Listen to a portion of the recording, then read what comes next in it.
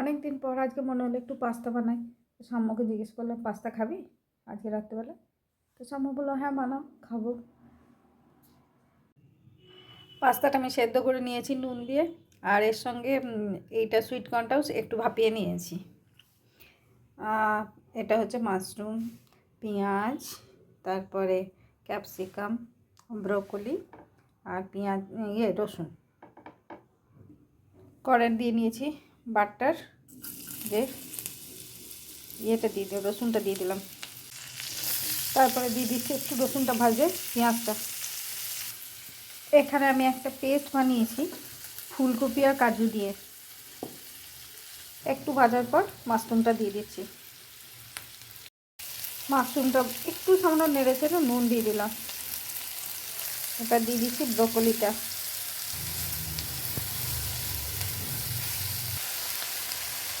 তারপর দিয়ে দিলাম ক্যাপসিকামটা।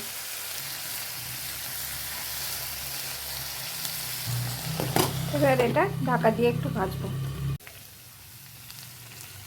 বেশ ভাজা হয়ে গেছে। এরপর আমি যে পেস্টটা বানিয়েছিলাম ওটা দিয়ে দিলাম। এটা হচ্ছে ফুলকপি আর কাজু, আমি একটু ভাপিয়ে পেস্টটা বানিয়েছি।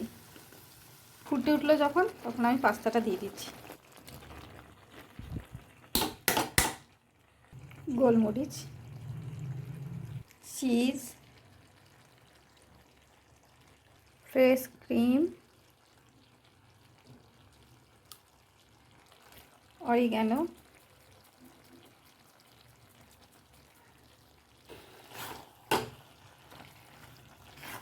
খুব ভালো করে মিশিয়ে নেব।